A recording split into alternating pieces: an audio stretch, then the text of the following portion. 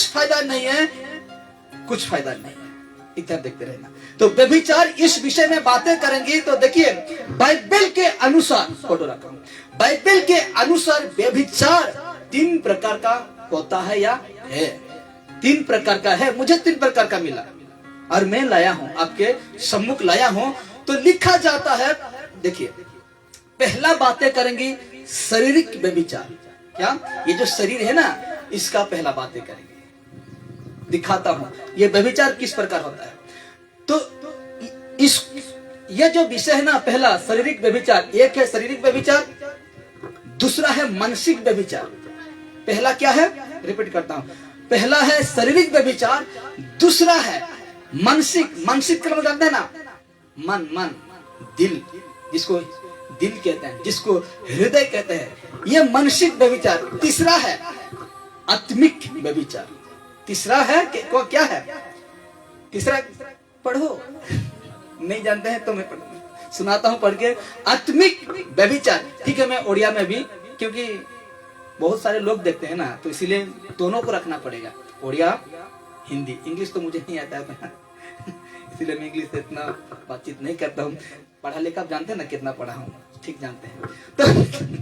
तो कहता है पहला है शारीरिक व्यभिचार, दूसरा है मानसिक यानी मन में व्यभिचार, तीसरा है आत्मिक व्यभिचार। अब ये किस प्रकार होता है, एक एक बातों को मैं यहां रखूंगा और आपको समझाऊंगा।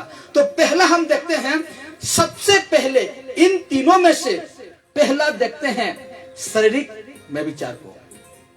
किसको देखेंगे, शारीरिक व्यभिचार को। और एक बातों को बाइबल है आपके पास, तो उसको पढ़िए, पहला कोरिन्थी 7 उसका 1 और उसका 2 को पढ़िए। उसके बाद हम आते हैं ये शरीर की व्यभिचार की प्रति बातें करेंगे, ठीक है ना। पहला कोरिन्थी उसका 7 उसका 1 और 2 को पढ़ते हैं, उसके बाद हम आगे बढ़ेंगे, ठीक है। ये पढ़ते हैं और हम आगे बढ़ेंगे। और जिस प्रकार मिला किसी को, पहला कोरिन्थी 7 उसका 1 को पढ़ते हैं, तो मिल गया किसी को। हाँ, तुम्भे माने जो सब विषय लिखी अछ सही सबुर उत्तर एही स्त्री लोकं को स्पर्श न करिबा पुरुष पक्षरे भल। Hallelujah, hallelujah. इसमें थोड़ा समझ में नहीं आता है उड़िया में, क्योंकि क्या तो हम हिंदी को देखते हैं। तो जिस प्रकार लिखा जाता है, देखिए ठीक है, मस्त है भाई, मस्त पढ़े, लेकिन इसमें मुझे इतना समझ में नहीं आता है। तो जिस प्रकार मैं पढ़ लेता हूँ, ठीक है। तो लिखा जाता है पहला कोरिन्थी 7 उसका 1 में, उन बातों के विषय में जो तुमने लिखी, ये अच्छा है कि पुरुष स्त्री को ना छुए। क्या, पुरुष स्त्री को ना छुए। कब ना छुए, 2 में कहता है, परंतु व्यभिचार के डर से। क्या डर से, व्यभिचार के डर से लिखा जाता है, परंतु व्यभिचार के डर से हर एक पुरुष की पत्नी और हर एक स्त्री का पति हो। किसका डर से, ये व्यभिचार के डर से, व्यभिचार के डर से हर एक स्त्री का, हर एक लड़की का, लड़की, ठीक है, बढ़िया से सेटिंग करिए। पहुंचाना बहुत अद्भुत विषय है, तो क्यों छे? हाँ, देखते रहिए। इधर लिखा जाता है पहला शारीरिक व्यभिचार। व्यभिचार का मतलब जानते हैं कि नहीं, कितना जानते हैं, जानते हैं कि नहीं, गलत संपर्क संबंध बनाते हैं ना, उसको कहता है शारीरिक व्यभिचार। शादी से पहले की शरीर की तथा शरीर की संबंध, शादी से पहले की शरीर की संबंध तथा शादी के बाद पत्नी पति के अलावा, क्या लिखा हुआ है, शादी के बाद पति पत्नी के अलावा दूसरा औरत और दूसरा मर्द के साथ गलत संबंध को परमेश्वर की दृष्टि में ये क्या है, पाप है। हालेलुया। देखिए, परमेश्वर ने कहा है, ये जो आज करते हैं ना, लड़की हो तो तुम शादीशुदा नहीं हो तो ये काम नहीं करना है।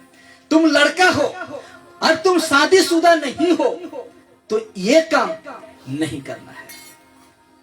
Hallelujah, hallelujah. लेकिन यह है शारीरिक को मैं समझा रहा हूं। कहता है शारीरिक व्यभिचार शादी से पहले की शरीर के संबंध समझ रहे ना, तथा शादी के बाद पति पत्नी के अलावा दूसरा औरत और दूसरा मर्द के साथ गलत संबंध को परमेश्वर की दृष्टि में क्या है? पाप है। तो हम ये व्यभिचार जो हम सीख रहे हैं ना, तो ये सिखा रहा है इस जगह में हमको कि आप शादीशुदा नहीं हैं तो ये गलत काम नहीं कर सकते। और ये लड़का शादी नहीं किया है तो ये बिल्कुल नहीं कर सकता। लड़की शादी नहीं किया है नहीं कर सकता। और दुनिया में कॉमन है, गर्लफ्रेंड रखना, बॉयफ्रेंड रखना कॉमन हो गया कि नहीं? बहुत पीटेगा परमेश्वर। क्या करेगा? बहुत पीटेगा परमेश्वर उस दिन। दुनिया को देखकर तुम मत चलो। इसलिए तो कहा है रोमी 12 उसका 2 में कहता है इस संसार के सदृश न बनो। हालेलुया। इस संसार के स्वभाव को तुम उसके अनुसार ना चलो कहता है। इसलिए हम देखते हैं तो आज यदि मैं फेसबुक यूट्यूब वालों को भी कह रहा हूं जो मुझे देखते हैं, तो कहते हैं अगर आप शादीशुदा नहीं है तो ये काम, ये व्यभिचार, ये संबंध नहीं कर सकते हैं, लड़का हो या लड़की हो। और एक बात रही जो आगे देखते हैं वचन में, तो आगे एक बात को मैं कहना चाहता हूं। देखिए, आप शादी हो गया है, आपका लड़का लड़की का शादी हो गया है, तो भी आप दूसरे औरत के साथ, दूसरे मर्द के साथ आप संबंध नहीं बना सकते, क्योंकि ये सारे कहता है परमेश्वर की दृष्टि में क्या है? पाप है। कितना परमेश्वर हमको पाप से बचा रहा है, इतना स्पष्ट सिखा रहा है परमेश्वर, इतना बारीकी से हमको सिखा रहा है, लेकिन आज हम सीखने के लिए कोशिश नहीं करते हैं और वही करते हैं जो कि परमेश्वर नहीं चाहता है। आगे देखते हैं तो मैं एक वचन रखता हूं, पहला कुरिन्थियां 6 उसका 18। पहला कुरिन्थियां 6 उसका 18 में लिखा जाता है व्यभिचार से बचे रहो। कहां से? व्यभिचार से बचे रहो, गलत संबंध से बचे रहो। जितने और पाप मनुष्य करता है वे देह की बाहर है। पौलुस कहता है जितने और पाप मनुष्य करता है वे देह की बाहर है, परंतु व्यभिचार करने वाला अपनी ही देह के विरुद्ध पाप करता है। और इसी देह में, इसी शरीर में परमेश्वर की आत्मा बसता है। हालेलुया।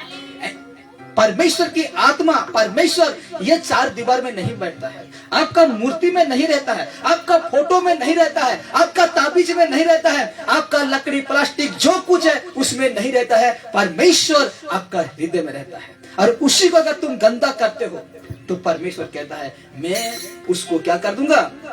नष्ट कर दूंगा, नष्ट कर दूंगा। परमेश्वर कहता है कि तुम शादीशुदा हो तो तेरा पत्नी के साथ फूलो फालो, कहा है कि नहीं? फूलो फालो, यानी तुम संसार बसा सकते हो, लेकिन तुम शादीशुदा होकर भी दूसरा स्त्री, दूसरा पुरुष से तुम मुंह लड़ाते हो तो तुम परमेश्वर की दृष्टि में क्या हो? गलत हो। परमेश्वर की दृष्टि में क्या है? गलत है। तो ये बात को गट बदलो आज। ये मत सोचो कि आज से अगर लड़का लड़की की बातों कह रहा हूं, देखिए मैं उस लड़का को प्यार करता हूं, यदि